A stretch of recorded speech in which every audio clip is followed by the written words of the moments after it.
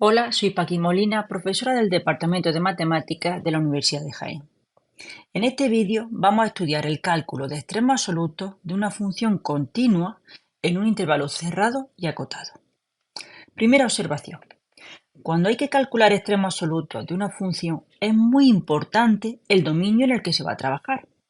Hay funciones que no alcanzan extremos absolutos en R y sí lo alcanzan en intervalos cerrados y acotados en los que son continuas.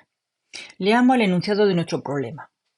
Estudiar los extremos absolutos de la función f de x igual a 3 más 2 por x por elevado a menos 0,1x en el intervalo 0,40. Observamos que el dominio en el que tenemos que calcular extremos absolutos en este ejercicio es un intervalo cerrado y acotado. Bien, ¿podríamos saber a priori si van a existir esos extremos absolutos de la función f en el intervalo 0,40? La respuesta es que sí, gracias al teorema de Weierstrass, que nos dice que toda función continua en un intervalo cerrado y acotado alcanza en él un máximo y un mínimo absoluto. Es decir, que si la función que nos da el ejercicio es continua en el intervalo 0,40, automáticamente por el teorema de Weierstrass ya sabemos que van a existir los extremos absolutos. ¿Nuestra función de qué tipo es? Pues vemos que es la suma de una función constante con otra que es un producto de una función polinómica por una función exponencial. Todas son funciones continuas en todo R, en particular en cualquier intervalo cerrado y acotado. Por tanto, podemos decir que f es una función continua en el intervalo 0,40 y esto implica, por el teorema de Weierstrass, que f va a alcanzar máximo absoluto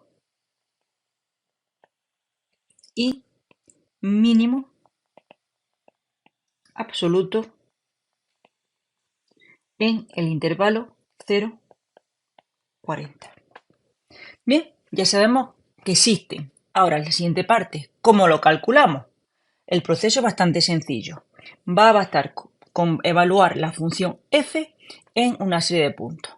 ¿Qué puntos? Dos tipos de puntos.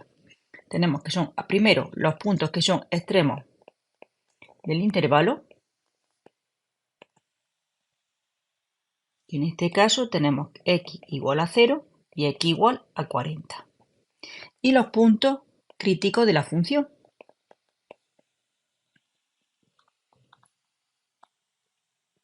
Bien, recordamos que los puntos críticos de la función son, por un lado, los puntos en los que no existe la derivada y, por otro lado, los puntos en los que f' se anula. Bien, la función que nos dan es una función derivable en todo R, en particular en el intervalo en el que estamos trabajando. Por tanto, puntos en los que no existe f', en este caso no hay. Nos bastaría calcular los puntos en los que se anula la primera derivada. Calculamos la primera derivada de 3 es 0 y luego tenemos 2 por el producto de dos funciones, derivada la primera por la segunda sin derivar, más la primera por la derivada de la segunda. Importante este paréntesis.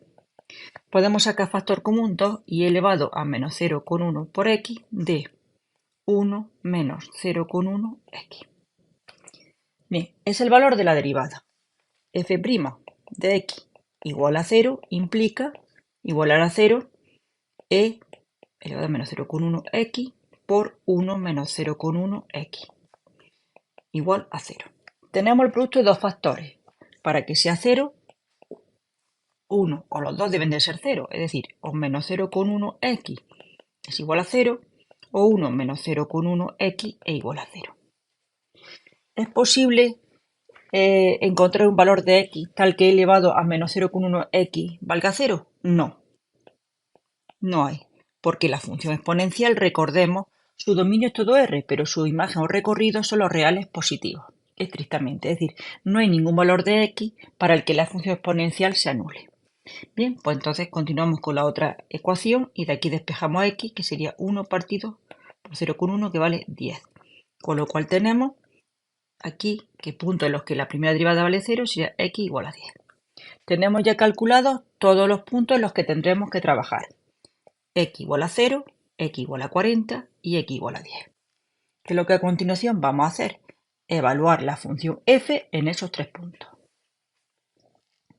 Primer punto, f de 0.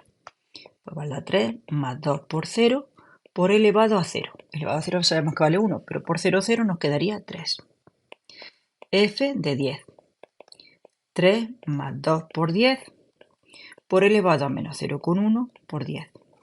El valor numérico de esta expresión es 10.3576.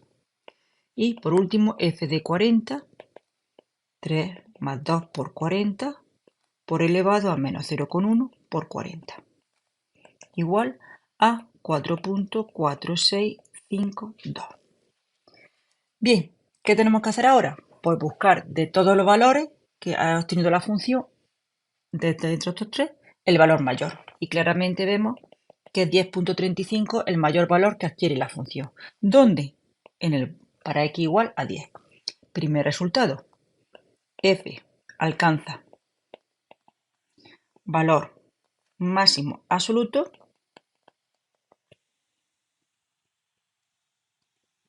igual a 10.3576 en el punto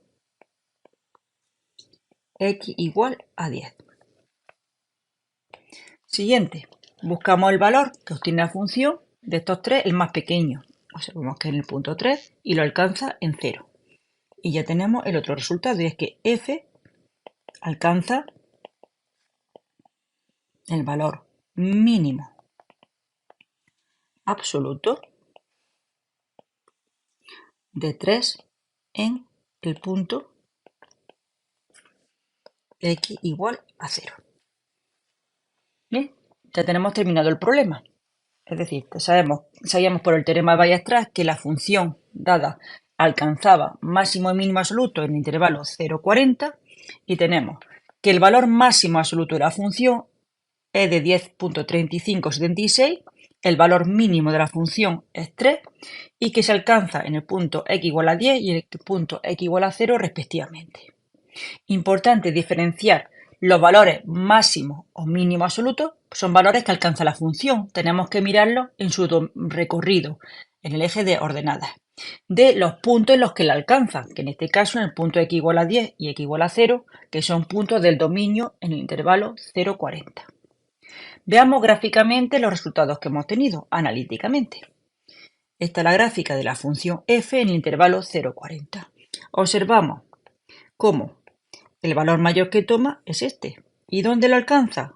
En el punto 10, para x igual a 10. Y el valor más pequeño es este. ¿Y dónde lo alcanza? En el punto 0, tal cual nos salía en el cálculo analítico.